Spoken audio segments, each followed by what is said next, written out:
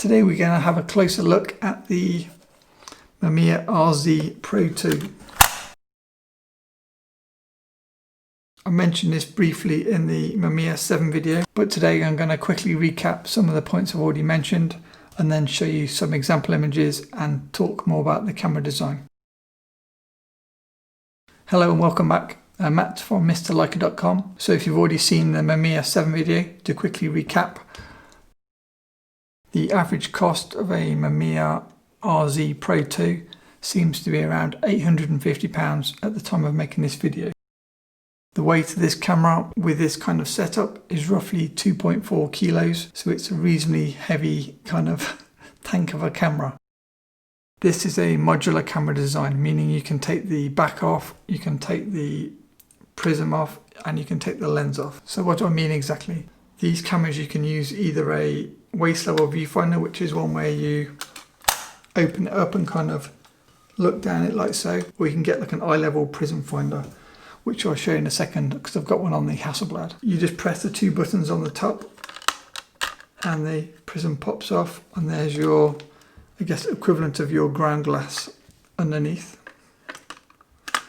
To take your lens off, you just unscrew on the front and the lens pops off. These are leaf shutter lenses, meaning the shutter is in the lens itself. The great benefit of the leaf shutter lenses is you can sync your flash at the maximum shutter speed of the camera, which on the RZ is 1/400.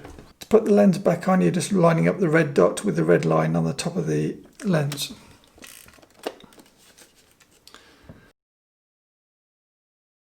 If you try and unscrew the lens and it won't come off, and you're like, why won't it come off? Top tip, you need to cock the shutter before the lens will come off. So if you've just taken a photo, the lens will now not come off. You need to cock the shutter, twist, lens comes off. When I first got my RZ, that threw me a little bit, trying to understand why the lens could not come off. So that's the prism, the lens, and then on the back you have the film backs or film magazines. Here you slide this lever and there's your film back, and there's the inside of the camera. The beauty about the Mamiya 7 design is you can press this switch and then it allows you to rotate the back. So to rotate the back, you press the lever to the R switch and then turn. So the great thing about that is for portraits, you might want the orientation of the film in a portrait orientation, and then for, obviously, as the name suggests, for landscapes, you might want the film in the horizontal position. So by having a rotating back, it's a really good system.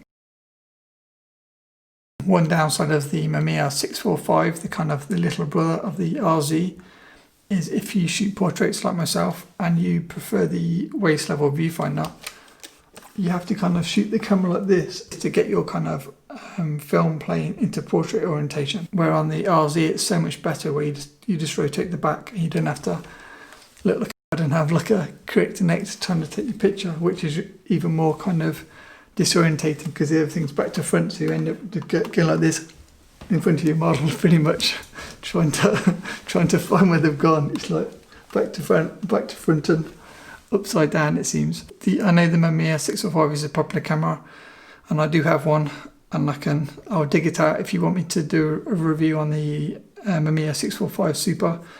If you want it sooner, drop me a message in the comments. I'll bring that review forward. So rotating back is excellent. Another great feature of the film backs is, yes, they come in the standard 6x7 film back, which will give you 10 photos per roll of 120 film. But you can also get 6x6 film backs and 6:4:5 format film backs. Obviously 6x6 is square format, giving you 12 photos, so that's kind of comparable to a Hasselblad. And for anybody that loves square images, I much prefer using the 6x6 back on my RZ than the 6x7. And then for kind of economy, if you prefer 6:4:5 film, that will give you 15 or 16. I'll include examples using all three film backs later in this video. So if I'm going to shoot the RZ with a 6x6 film back, you could say, well, why don't I just use a Hasselblad? Which is a very good point, because I do use Hasselblads. but there are some advantages of the Mamiya. One advantage with the Mamiya is it is a bellows focusing system, meaning every lens can become like a close focus lens without having to use kind of extension tubes or macro rings. So I do enjoy that fact with the Mamiya RZ. The Mamiya RZ viewfinder is so much better than a Hasselblad viewfinder. Even using the Hasselblad AccuMat kind of more expensive screens, the RZ is so much better, so much easier for focusing. In terms of the rendering of the lenses, the Mamiya lenses I would say render a little bit flatter than the Zeiss Hasselblad lenses. I think I do prefer the Zeiss lenses, but if you show me two photos side by side, I think in some situations I'd struggle to know if it was a Mamiya or a Hasselblad. So they can be quite similar depending on what film you use, the lighting situation, things like this. I did a Hasselblad versus Mamiya shootout with the same model using both cameras and similar focal length on both the Hasselblad and the Mamiya RZ. I shot a series of portraits. I'll link that blog review in the description below, so check that out if you're on the fence and you can't decide between a Hasselblad or an RZ. This will show you photos, portraits done with both cameras and see if you can tell the difference. It might help you decide. So in terms of lenses, the Mamiya RZ system and the Hasselblad system both offer a huge range of lenses. Unlike the Mamiya 6, that system only has 3 lenses. The Mamiya 7 only has 6 lenses. I say only, 6 is quite a lot, but the RZ has many lenses. I'm not sure, there's so many variations, I don't want to put an exact number on it, but there is a lot. Personally, I use the 65mm. I've got a 90mm, but I don't use it. I use 110mm and I've got the 180mm. I use this with both the Hasselblad and the Mamiya RZ67. Sometimes I use a tilt head, which means it only goes in one axis, rather than a ball head, which will go kind of any axis, because they are lighter. Or if I'm really restricted for weight, I'll just use no head on it at all. So I'll screw this directly into the base of the RZ, like so. And then that's how I use my RZ most of the time. I have handheld it as well, and when I first started out I did kind of experiment with a tripod, but that didn't work. So this is how I shoot my RZ. Being a carbon monopod, you're really portable, you can just walk around, and then once you get to where you want to be, drop the base down, take a shot. You can get a really nice kind of firm grip, which gives you a much better chance of getting sharp focus. One benefit of a eye-level prism finder compared to the waist level finder shown here is it gives you an extra contact point when you're trying to keep still. So if I show you with the Hasselblad, because I use the Hasselblad a lot more, and that does have this finder. So here's the Hasselblad. If you use a similar prism finder on your RZ, it's a much easier way to keep steady when taking your pictures, because you've got an extra contact point. So I'm pulling towards my body with my arms, kind of cradling the camera. The eye cup is pushed tight against my head so it's not moving, and then I'd have the monopod underneath. So that gives me a really tight, locked in kind of grip.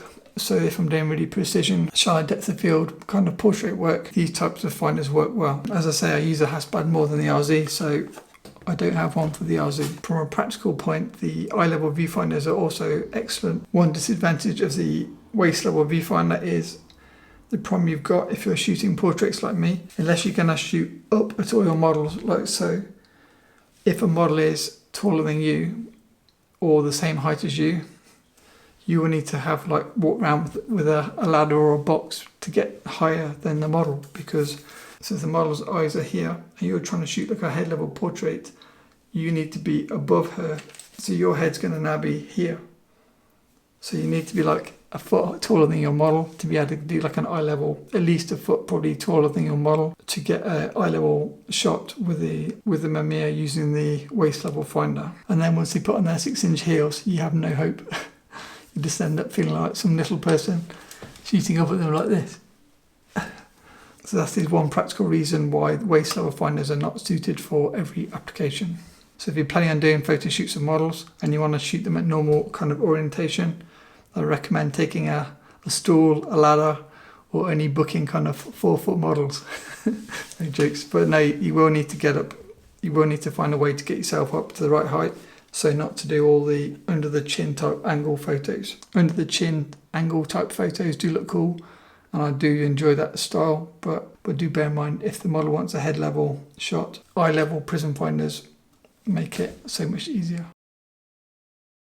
There's probably already 50 different videos on how to load film into the RZ, but if you do want me to do one, again, drop me a comment and I'll put a short video together on loading film into the RZ.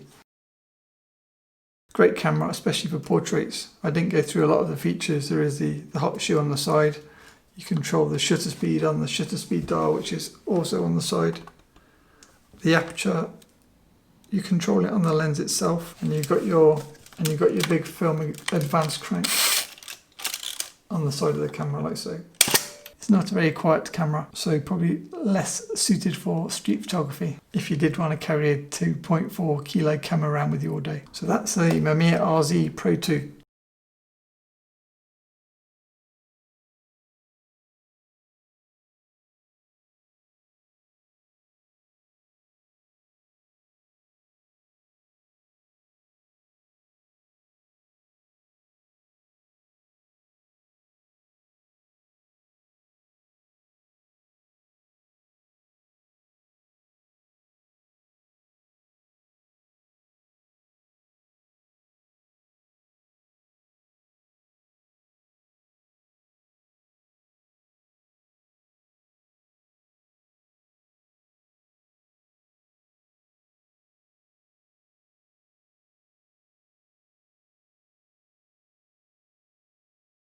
If you enjoy this type of video, please drop me a like and I'll know to do more of this type of content. To see a review on the Mamiya 7, click here, and to see reviews on things like the Mamiya 6, Hasselblad, Rolleicord and various other medium format cameras, click the playlist. Thanks for watching, see you in the next video.